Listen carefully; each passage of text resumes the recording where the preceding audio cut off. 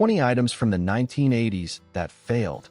Okay, buckle up, buttercups, because we're about to take a wild ride back to the 1980s, a decade of teased hair, neon everything, and some of the most spectacularly failed product launches in history. I'm talking about inventions that promised us the moon, but mostly just left us scratching our heads and wondering, what were they thinking?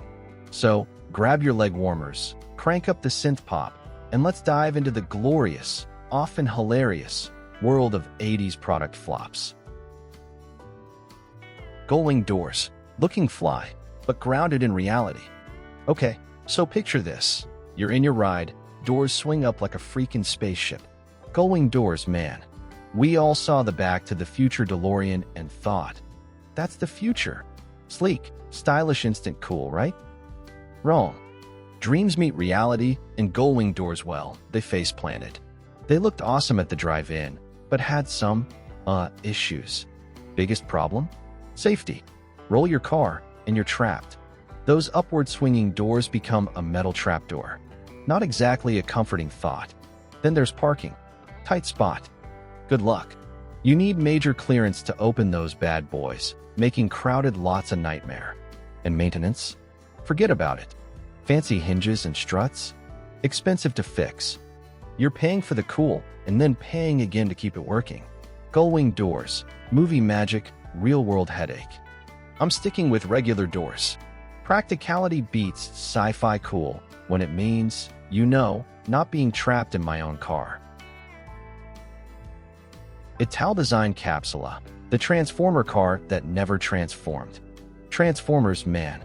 The 80s were all about robots in disguise. Cars becoming robots, robots becoming cars blew our minds. It got people dreaming. What if a real car could transform? Not into a robot, but something else. That's where the Italdesign Capsula came in. A concept car from the Italian design gods, Italdesign. This thing was ambitious. A modular vehicle, a car that changed its entire function based on your needs. Need a van? Capsula's got you covered. Family road trip? Done. Want a sporty ride for a night out? Just swap the modules, and boom. It was supposed to be the ultimate all-in-one car for everyone from suburban families to single dudes. Brilliant in theory, right? But the tech wasn't ready. Making those transformations smooth and reliable? Major challenge. And honestly, people were like, whoa, slow down. We were used to cars doing one thing well. A car that could be everything? Too much, too soon. So, the Capsula stayed a concept car, a peek at a future that never happened. A cool idea, showcasing that 80s love for transformation. Just way ahead of its time. Maybe someday, but for now, it's a fascinating what if from a decade of big, bold, and sometimes bonkers ideas. Dome homes, the future of housing that stayed in the future. If you drove around in the 80s, you might have spotted one of these things, a dome home.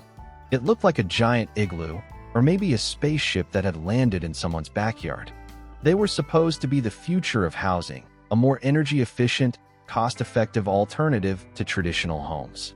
One company, Monterey Domes, claimed their dome-shaped houses were the most energy-efficient homes in the world. And they had a point.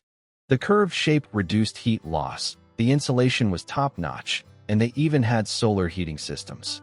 They were cheaper to build, too, because they required fewer materials. On paper, it was a brilliant idea. Cheaper, more eco-friendly, and energy-efficient, what's not to love? Well, there was just one problem. They looked weird. People weren't ready to give up their traditional, square houses for something that looked like it belonged on another planet. The design was just too unconventional. It didn't fit in with the suburban landscape, and it made people feel like they were living in a science experiment. Despite all the practical benefits, the unusual appearance was a deal-breaker for most homebuyers. So, dome homes never really took off. You might still see them in some experimental communities, but they remain a quirky relic of the 80s, a reminder that sometimes, even the most innovative ideas can fail if they don't appeal to people's sense of normalcy. Vibrosaun, the space-age sauna that stayed in space. Alright, so the 80s were peak self-improvement aerobics, Jane Fonda, and the Vibrosaun. This thing was straight out of Star Trek.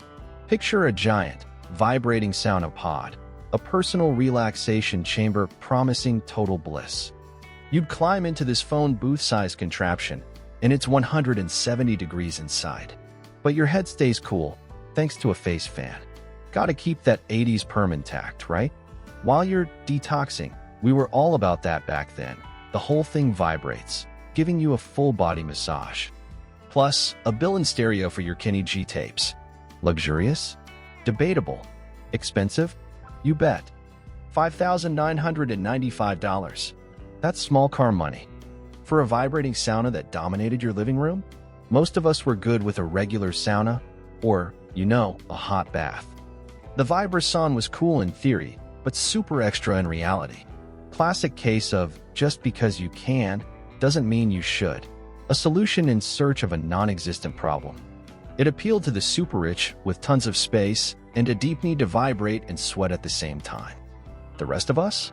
We kept it simple with regular saunas and massages. No vibrating space pods for us, thanks. It was just a little too much, even for the excess of the 80s. Sinclair C5. Alright, buckle up, because we're diving into another 80s flop, and this one's a doozy. We're talking about the Sinclair C5, a vehicle so unique, it made people question the very definition of car. Sir Clive Sinclair, the brains behind some successful home computers, decided to revolutionize personal transport. Enter the C5, a one-person, electric, open-topped thing. It looked like a bathtub on wheels, or maybe a child's pedal car that got zapped with a growth ray. This wasn't a car, folks. It was legally a pedal cycle, meaning you didn't need a license, insurance, or even a helmet, though. Seriously, you'd want one. You sat low to the ground, practically inhaling exhaust fumes, with a tiny electric motor and pedals for, well, assistance is a generous term. Top speed, 15 miles per hour. Range, about 20 miles, if you were lucky. And forget about hills. This thing struggled on anything steeper than a speed bump. Plus, you were exposed to the elements, and about as visible to other drivers as a squirrel. The C5 was marketed as the future of commuting. It was a disaster. Safety concerns, terrible performance, and the sheer weirdness of it all doomed it. It was a laughingstock, a symbol of 80s over-ambition and under-delivery. Another classic case of just because you can doesn't mean you should. Sinclair's dream of electric mobility ended up as a very expensive, very slow, very wet joke. Which of these epic 80s fails do you remember, or which one shocked you the most? Share below. Private Eye, the wearable display that made you want to hurl. Long before we had virtual reality headsets and smart glasses, there was the Private Eye. This thing was ambitious. It was a head-mounted display with a tiny, 1-inch screen. But thanks to some clever optics, it appeared as large as a 12-inch screen to the wearer. It was supposed to be the future of portable displays, a way to watch videos, read data, or play games without needing a bulky monitor. It was like having your own personal movie theater, strapped to your head. Sounds cool, right? Well, there was just one problem. It made people sick. Like, really sick. Many users reported feeling nauseous and dizzy after just a short time wearing it. The optics created this weird, disorienting viewing experience that just didn't agree with the human eye. And it was expensive, and it had very limited practical use. It was one of those things that seemed cool in theory, but in reality, it was just unpleasant. It was a reminder that sometimes, the most futuristic technology can still be a major headache. Literally. Speaker vest, biker chic meets mobile boombox. Alright, music time. In the 80s, we were obsessed with taking our tunes everywhere. The Walkman ruled, but bikers had another, louder option, the speaker vest. This wasn't your average vest. This was a statement piece. Leather, with built-in speakers, turning you into a mobile concert. Plug in your portable stereo, crank it up, and hit the road, sharing your awesome taste with, well, everyone. Zip-off sleeves? You bet. Full jacket for cold days, vest for sunshine. All about looking cool, being loud, and forcing your music on the world, whether they liked it or not. The idea? Bold. Flaws? Plenty. First, sound quality. Highway speeds. Wind and engine noise 1. You were basically blasting a distorted mess. And the sharing aspect? Not everyone loves Bon Jovi at max volume, roaring down their street. It was like a wearable boombox great for you, a public nuisance for everyone else. Ultimately, the speaker vest was more novelty than practical. Today's bikers? They go for discreet. Headphones, helmet speakers, considerate options. But for a glorious, brief moment, the speaker vest was the peak of biker cool and mobile sound. Loud, proud, and very, very 80s. Kodak disc film, the camera that took terrible pictures. In 1982, Kodak tried to revolutionize photography with the disc film system. They introduced a new kind of camera that was compact, lightweight, and easy to carry. Instead of using traditional film rolls, these cameras used small, circular discs, each containing 15 tiny negatives. The idea was to make photography more portable and user-friendly. The cameras were sleek, and loading the film was a breeze. Just pop in a disc, and you were ready to go. Sounds great, right? Well, there was just one problem. The negatives were way too small. This meant that the photo quality was terrible. Grainy, blurry, and lacking detail. It was like taking pictures with a potato. While it was convenient, it simply couldn't compete with 35mm film or even older formats. People wanted good pictures, not just easy pictures. And the disc film system just couldn't deliver. By 1988, Kodak stopped making the cameras, although they continued making the film for a while for those who were still using them. But in the end, the disc film system was one of Kodak's biggest flops. It was a step towards the compact, easy-to-use photography we have today, but it was a step in the wrong direction when it came to image quality. Do-it-all system, the jack of all trades, master of none. The 80s were all about convenience, and the do-it-all system promised to be the ultimate all-in-one gadget. It was a handheld device that combined an AM/FM stereo, a microcassette recorder and player, a calculator, and a digital clock with an alarm. It was like having a mini entertainment center in your pocket. Instead of carrying around separate devices for music, recording, and calculations, you had it all in one sleek, compact unit. It was cutting-edge convenience, the 80s version of a smartphone. But here's the problem, it didn't do any of those things particularly well. Switching between functions was clunky, the microcassette format was quickly becoming obsolete, and the sound quality was meh. It was a jack of all trades, master of none. People were used to their separate devices. They had their Walkmans for music, their calculators for math, and their alarm clocks for waking up. They weren't quite ready to replace all of those things with one multi-use gadget that didn't really excel at anything. The do-it-all system was a noble attempt at creating the ultimate all-in-one device. But it was a reminder that sometimes, it's better to have separate devices that do one thing well, rather than one device that does everything poorly. Premier cigarettes, the smokeless smoke that went up in smoke. By the 80s, everyone knew smoking was a one-way ticket to bad health. Surgeon General's warnings were plastered everywhere. So, Big Tobacco was sweating, desperate for a healthier smoke. That's where R.J. Reynolds' Premier cigarettes came in a smokeless cigarette. Big gamble, big money. This wasn't your grandpappy's cig. No burning tobacco. Instead, a heated carbon tip toasted the tobacco, releasing vapor through a flavor capsule. The goal? Less smoke, less tar, a cleaner smoke. Sounds genius, right? R.J. Reynolds dumped $300 million into this. They thought they'd made smoking safe. They went all in. Problem? Smokers despised it. We're talking charcoal taste, burning plastic smell. Instead of a smooth drag, they got hot, chemical-tasting air. Like inhaling a nasty campfire. And lighting it. Forget matches. You needed a flamethrower. Once lit, it was pure misery. So, despite the cash and research, Premier never left the lab. Total bust. Proof that you can't polish a, well, you know. But here's the kicker. The core idea, heating, not burning, tobacco lived on. It resurfaced in vapes and heated tobacco products. Premiere was a colossal flop, but a weirdly prophetic one. A clumsy first step towards today's E6. A fail that, ironically, paved the way for the future. Got any personal stories about these bizarre 1980s products? Let's hear your best or worst 80s memories. Electric doormat, the high-tech solution to a low-tech problem. Okay, this one's just weird. In the 80s, German engineers decided to solve the age-old problem of wiping your feet. But forget the trusty doormat. They invented the electric doormat. This wasn't your grandma's doormat. This was automated, motorized, designed to clean your shoes for you. It had moving belts that brushed off dirt when you stepped on it. Like a mini treadmill for your shoes, a high-tech way to avoid muddy floors. And it had anti-tripping technology, because tripping over your electric doormat would be embarrassing.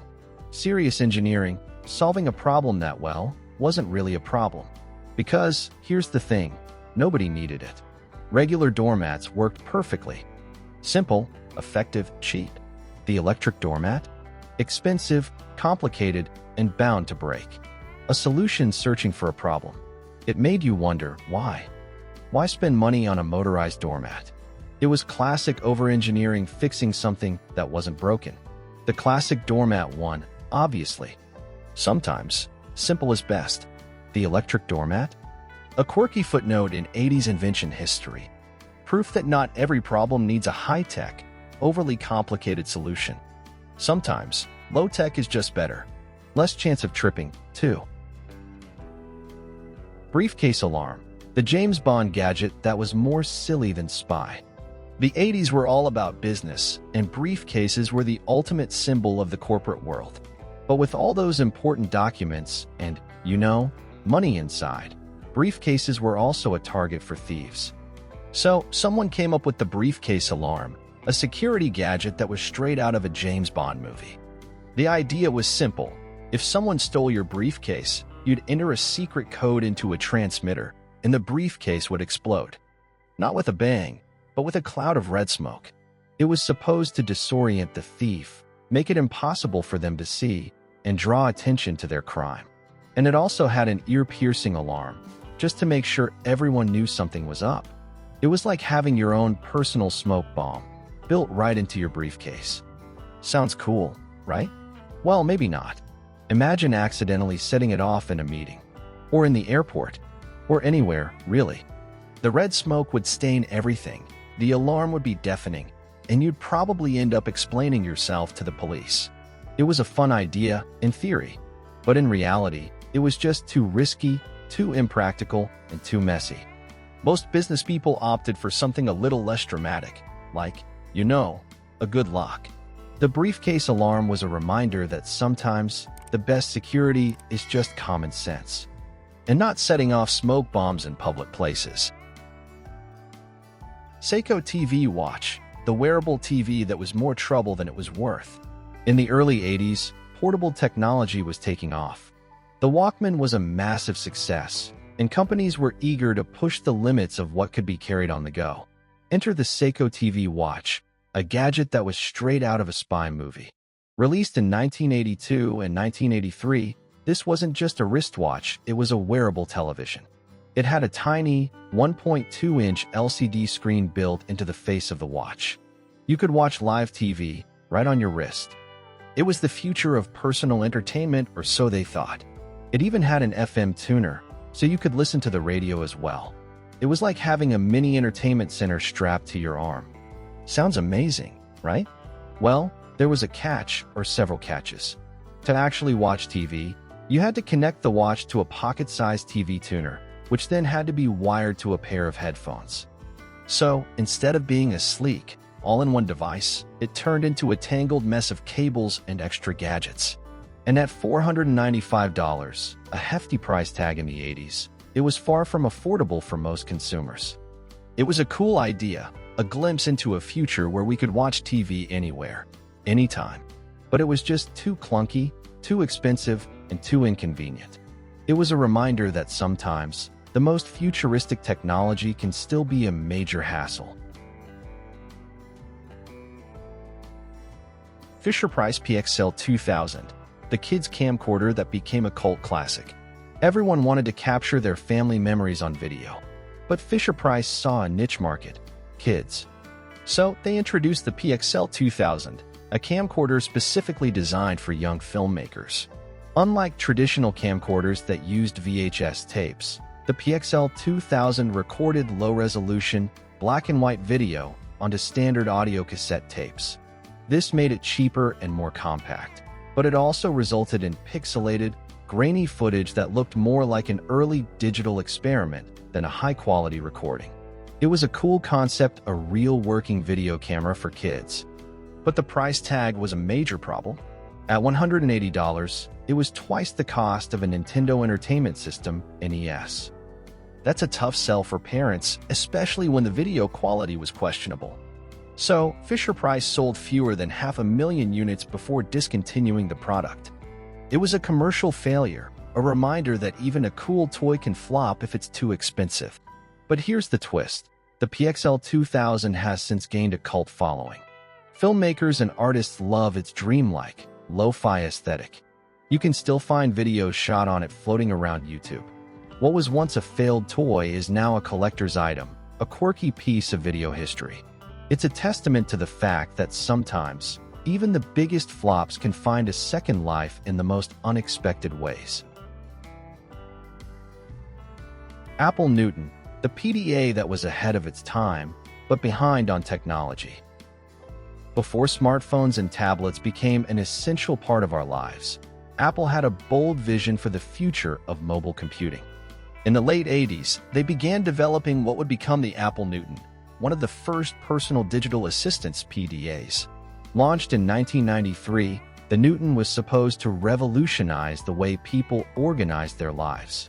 It offered note-taking, calendar management, and even handwriting recognition, all in a portable, handheld device. It was a game-changer in theory. The Newton could translate handwritten notes into digital text, store important information, and serve as a digital planner. It was a precursor to modern smartphones. But in reality, it had some major flaws. The device was bulky, expensive, and most infamously, its handwriting recognition software barely worked. Instead of smoothly converting handwriting into text, it often misread words, leading to frustration rather than convenience. Consumers expected cutting-edge technology, but instead, they got a device that felt unfinished and unreliable. By the late 90s, Apple pulled the plug on the Newton, but its influence didn't disappear. The idea of a pocket-sized digital assistant would later evolve into the iPhone and iPad, proving that even Apple's failures could shape the future. It was a reminder that sometimes, even the most innovative ideas need a little refinement. Atari CX-77 Touch Tablet, the digital drawing pad that couldn't draw. Atari was huge in the 80s. They were the kings of video games, and they were looking for ways to expand their empire. So they came up with the CX-77 Touch Tablet, a digital drawing pad that was supposed to let you create art on your TV screen. It was an exciting idea, especially for kids. It was like having a magic pen that could draw anything you wanted right on your TV. It was an early version of what we now know as graphic tablets. But here's the problem: the technology just wasn't there yet. You could only create very basic shapes, the controls were clunky, and saving or transferring your work was nearly impossible. So, anything you drew was basically trapped on the screen. It was a frustrating experience, a far cry from the smooth, intuitive drawing experience we expect today. Unsurprisingly, the CX-77 Touch tablet failed to capture the magic of Atari's video games. It was a cool idea, but it was just too limited, too clunky, and too disappointing. Think any of these flops deserve a modern comeback? Vote in the comments, and let's discuss the possibilities. Ford Edsel, 1980s attempt at revival, the comeback that never was. The Ford Edsel is one of the most infamous failures in automotive history. Originally launched in the 1950s, it was supposed to be the next big thing in American cars. But instead, it flopped so badly that Ford pulled the plug after just 3 years. Most companies would have left such a disaster in the past. But in the early 80s, Ford actually considered bringing it back. The idea was to redeem the Edsel's reputation by introducing a more modern, fuel-efficient version that would appeal to drivers in a rapidly changing auto market.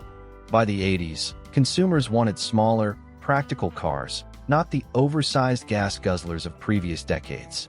Ford believed that a revived Edsel, redesigned to meet contemporary tastes, might finally find the success that had eluded it before. But there was just one problem: nobody wanted it. The Edsel name had become synonymous with failure, and even a brand new model couldn't erase the stigma.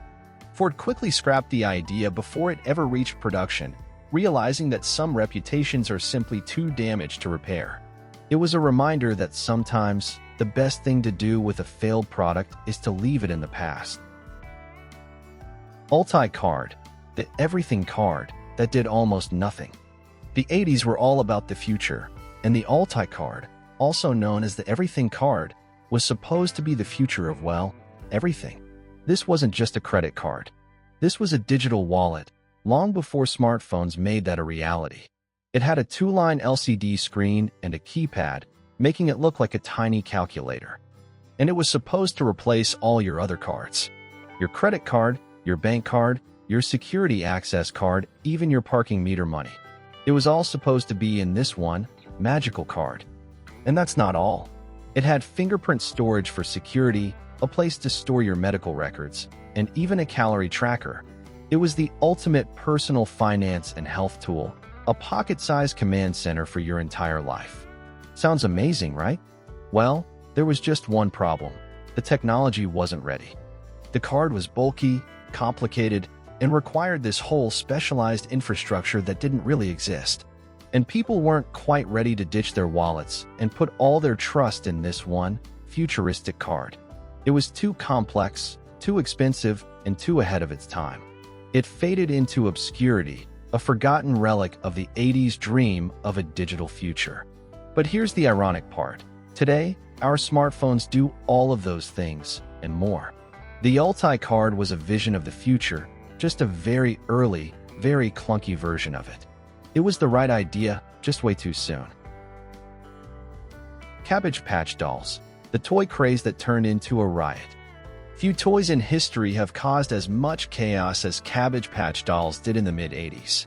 These quirky, soft-bodied dolls with their signature round faces and yarn-like hair became the must-have toy almost overnight.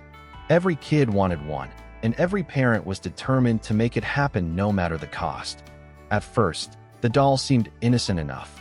They were unique, each one slightly different, and they came with their own adoption papers, making them feel more like real babies than just another toy. But as demand skyrocketed, supply couldn't keep up. And that's when things got crazy. During the holiday season, stores turned into battlegrounds. Parents shoved, pushed, and even physically fought over the limited stock. Crowds got so aggressive that some retailers had to call in the police to control the chaos. It was one of the first major toy crazes in history, and it was wild. It was a reminder of just how far people will go for the hottest holiday toy. And it was a testament to the power of marketing and the, shall we say, passionate nature of 80s parents. But like many fads, the Cabbage Patch craze burned out as quickly as it started. By the late 80s, the hype had fizzled, and newer toys took over the spotlight. Still, the legend of the Cabbage Patch riots lives on, a reminder of a time when a simple doll could spark a nationwide frenzy. New Coke and Diet Pepsi AM, the soda sins of the 80s. When you have a winning formula, you don't mess with it, right? Well, Coca-Cola didn't get that memo in 1985. They changed their world-famous recipe, launching what became one of the biggest marketing disasters in history, New Coke. They thought they were making a bold move, tweaking the taste to compete with Pepsi, which was gaining popularity. But instead of winning over soda drinkers, New Coke was met with outrage. People hated it. They didn't just dislike it, they despised it. The backlash was so intense that within a few months, Coca-Cola was forced to bring back the original formula, branding it as Coca-Cola Classic. For a while, both versions were sold side by side, but ultimately, New Coke fizzled out. It was a testament to the power of consumer loyalty, and a reminder that sometimes, you just can't mess with a classic. Although, thanks to the nostalgia-fueled power of Stranger Things, it did have a brief, limited edition comeback years later. But Coke wasn't the only soda giant to stumble in the 80s. In 1989, Pepsi tried to reinvent breakfast with Diet Pepsi AM, a soda designed for morning consumption. The idea?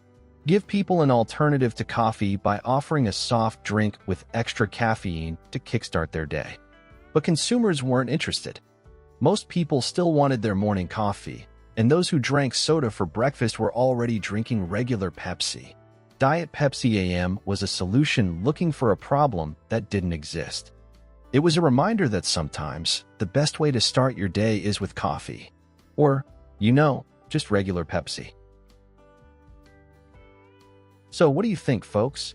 Did I miss any of your favorite 80s flops? Which product do you think was the biggest disaster of the decade? Would you have given any of these a chance?